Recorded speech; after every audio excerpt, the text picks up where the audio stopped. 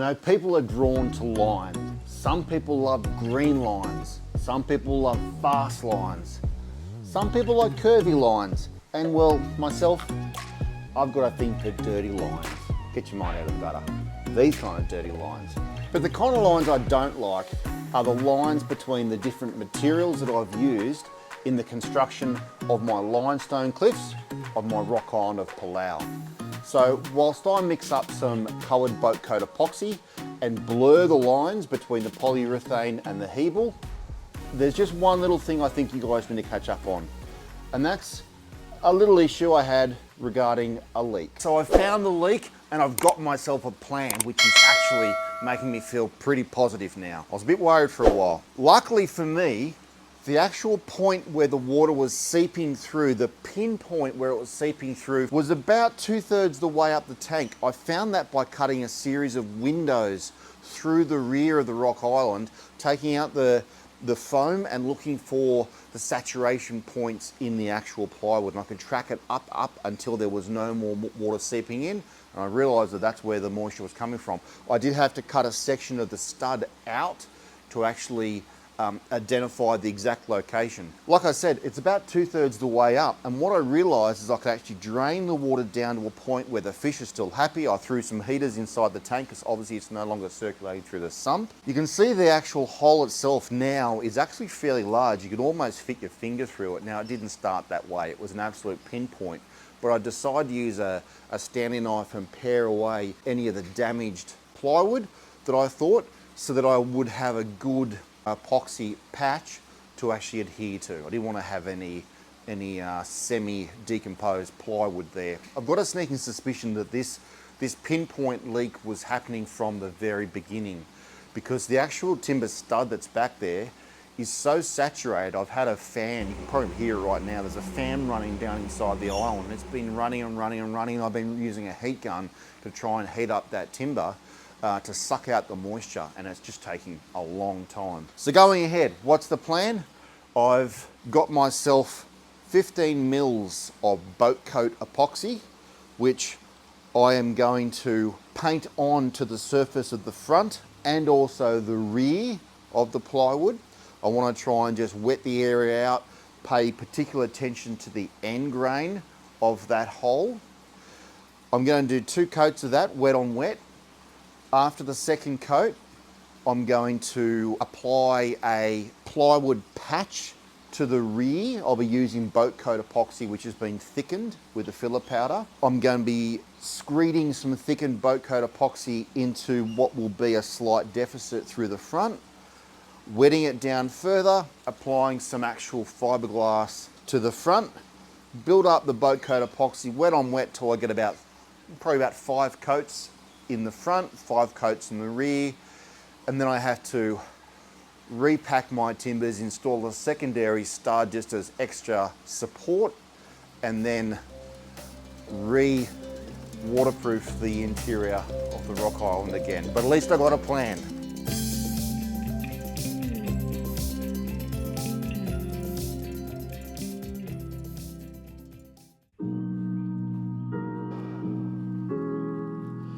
Righto, I've got a confession to make. I just can't go on any longer in this video series without actually confessing.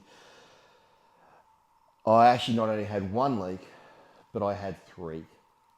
It's no wonder it's taken me this long to get this video out. So I got the first leak fixed. Now I got busy with work. I came back about a week later to waterproof the inside of the rock island of Palau, only to find a small, tiny little oozing puddle of water at the bottom of the stud, just like the first time. So of course, the next week was caught up with cutting windows and removing foam and tracking moisture, only to find that my leaks were all the way down the bottom of the front of the curved formwork of the rock island of Palau, straight where the plywood attaches, straight behind the fiberglassing tape, and about leaving 20 centimeters of depth in the bottom of the aquarium.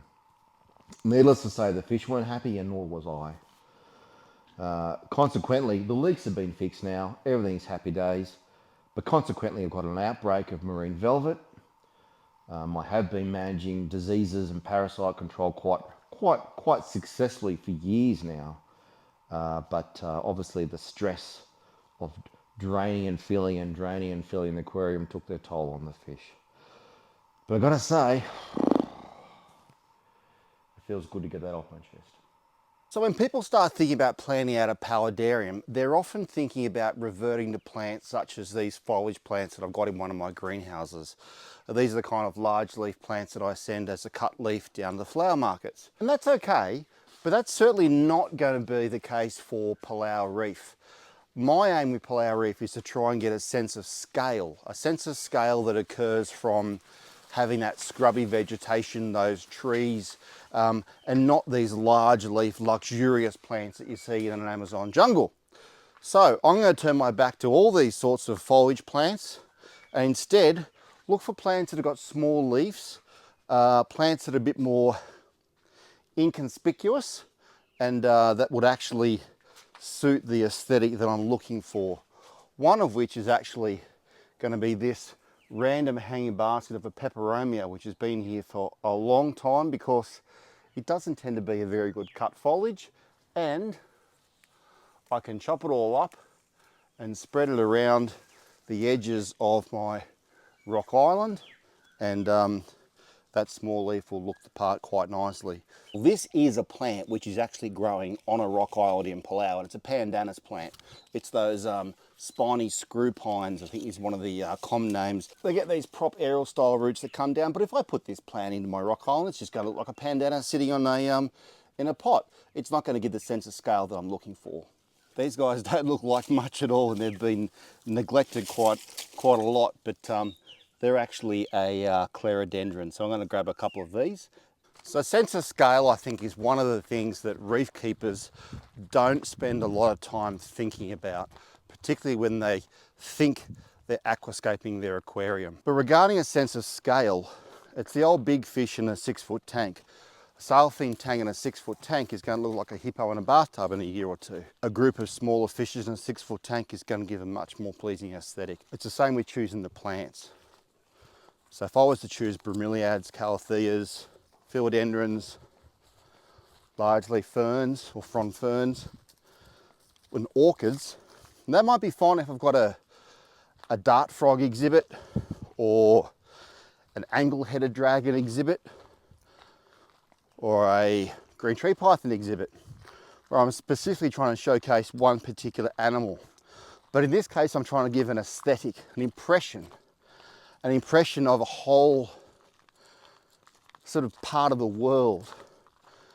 So narrowing down onto large foliages and very obvious shapes is going to be a mistake. And that's one of the reasons why plants such as that one there would be quite suitable. That's called silver sprinkles. But what I'm actually going to do is have a look at bringing down one or two of these baskets of Ripsalis. Ripsalis is a type of cactus, and its foliage is very, what's from a better word, nothingness. Its foliage is just nothing. It's just little fine fragments of linear style stems. So from a distance, it's not really going to look like anything spilling over the edge of the cliffs, and that's exactly the aesthetic that I'm actually trying to go for. So I'm actually taking a bit of inspiration from a video I saw on YouTube that was done by Jake Adams of Reef Builders, and it was on his trip to Palau. Was the difference in sort of environment between more of a lagoonal area in Palau and more of that sort of open ocean. And he actually showed the differences in corals, but also in the actual water conditions. And I'm thinking I might be able to make the most of the two sides of the tank and the flow differences to try and replicate more of a lagoonal side versus more of a open ocean side which has those surge devices coming through. The lagoonal side features more of a turbid water. And the water has a slightly milky green appearance, which is just due to the proximity to the vegetation on the rock islands. And that's what actually got me started to think about Actually using some spider wood to try and replicate and enhance the vegetation that would overhang the edges of the rock island and spill down in towards the actual water surface. If you look at the actual rock island photographs, you'll actually see that the vegetation is actually quite scrubby. There are some dead twigs and branches that actually come on out from the actual island itself and overhang the water line. It's not the sort of tropical jungle style paradise. It's sort of more of an impression, obviously. This is not a biotope aquarium, it's more an impressionist style aquarium where the actual roots and the twigs that are hanging out over the water replicate those aged old branches that are a bit worn by the proximity of the marine environment, and these straight pieces that will actually stick up amongst the green leaves replicate maybe where a cyclone's come through and broken off trees. Richard Ross and Ben Johnson, if you're out there, I've got a beef. And I'd run out of my polyurethane aquacoat and I had to seal the inside of my rock island of Palau. So I decided to use that bitumen paint. Oh, what a mistake that was. It's horrible stuff. It's sticky, it takes ages to dry, you can't use silicone sealants or polyurethane sealants with it. You can only push it around with a paintbrush or a roller, it gums everything up. It's disgusting stuff. So I'm going to chuck that bucket away, and if you got the opportunity to actually use some sort of waterproofing for a paludarium or vivarium job of your own, stay clear of bitumen paint. Now, that being said, I have successfully sealed the inside of my rock island of Palau. So I need to actually start installing some drainage into the bottom of that shell so I don't have to use so much potting mix. And the drainage I'm going to be using is 10 to 15 mil blue metal. In Australia, we just call that drainage gravel, but you could use any old rock. And then once I've installed my drainage in the bottom, I need to start bringing in my potting mix. So I think with that being said, it's time to get busy.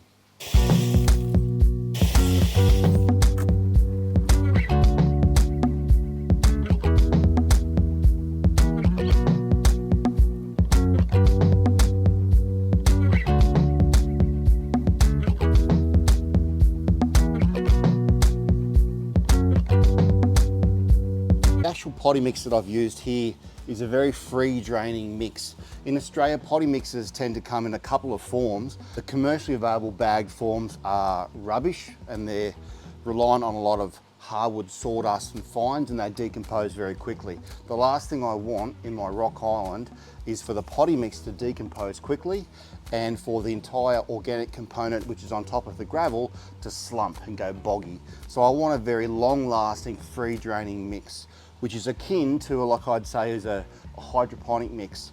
This is a coarse grade of pine bark. It's a 15 mil pine bark, mixed 50-50 or 1-to-1 with a coarse grade of perlite. You saw me outside wetting down the perlite in the bag first. It's very dusty. Perlite's an expanded rock mineral. It does not decompose. Pine bark is an extremely long lasting potting mix ingredient which will be here for the life of this paludarium. You could also try using things like coconut chip, which lasts a long time. I didn't want to use vermiculite, which would hold too much moisture. I want this to be quite free draining, but certainly stay clear of those sort of commercial bagged potting mixes that contain a lot of hardwood materials, and they will go slumpy and boggy and wet and interfere completely with your drainage. I have drilled previously a hole through the rear of the actual aquarium, and I have pulled through a 13 mil low density irrigation line. Once I've finished installing the potting mix, I'm going to snake that irrigation line around and cap it off, and it's what I'm going to feed water to my sprinklers and my misters for the plants. A little tip for you when planting is don't fill the area all the way up, because what's going to happen is you then have to dig holes, and that mix you're going to have to pull out again because you don't want it spilling over the edge. So you're better off actually coming to a level which is roughly where I am at the moment. Bring the larger pots in first, sit them in place, and then backfill the mix around them, and that way you're not going to have to be shifting a lot of material backwards and forwards.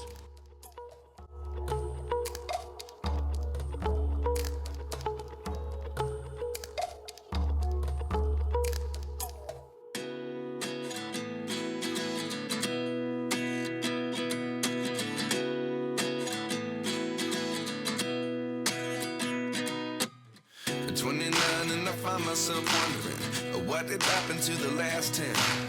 I ran away with my life, fast forward, never turn back again. It's kind of funny that the more we pass time, the more we need to set them rewind. And 19 was the year I had to leave you, but now I'm seeing all the signs. Is this really happening? I can't believe it's true.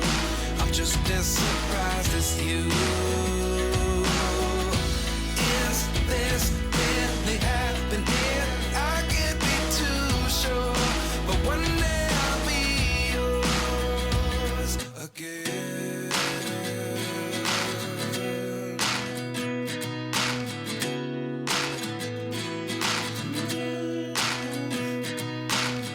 Life lessons come one in a dozen. The other 11 give something from nothing. I sit here looking for an answer. Maybe the biggest question was in the last chapter. You gave me the soul I have today. Without you I never could have moved away. But now Obviously there's a bit of growth to be done here. These plants need to actually grow up, and I can prune them into that rounded shape that is so classic of the rock islands of Palau. But I'm actually pretty happy with the way this turned out, and I hope you guys are too. Let me know what you think.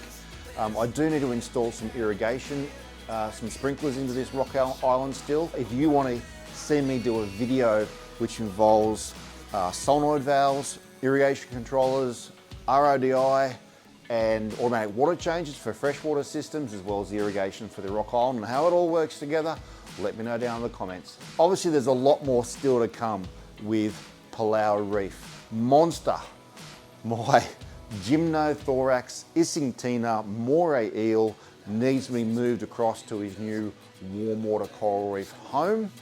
And of course, there's a lot of coral shopping to be done. I'd love to hear your comments and your feedback as to what you think I should do with the lighting of Palau Reef. Now, obviously you can see I've installed some 400 watt metal halide fixtures. I've tried to tart them up a bit with some white gloss paint. I've got two 14,000 Kelvin, one 10,000 Kelvin, and one 20,000 Kelvin down here near the Kessel A500X.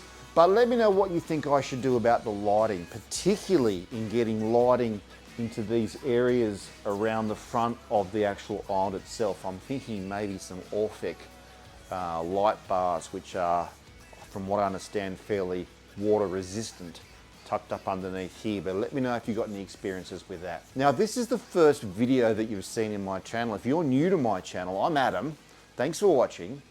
I highly recommend that you go back to the very beginning of this whole construction series, and I'll pop the playlist up there so that you can actually fast track to the very beginning of where all this begun. And while you're there, subscribe to the channel, and I look forward to seeing you next time when we go catch Monster and bring him across to his new home. Until then, over and out. I'll see you later.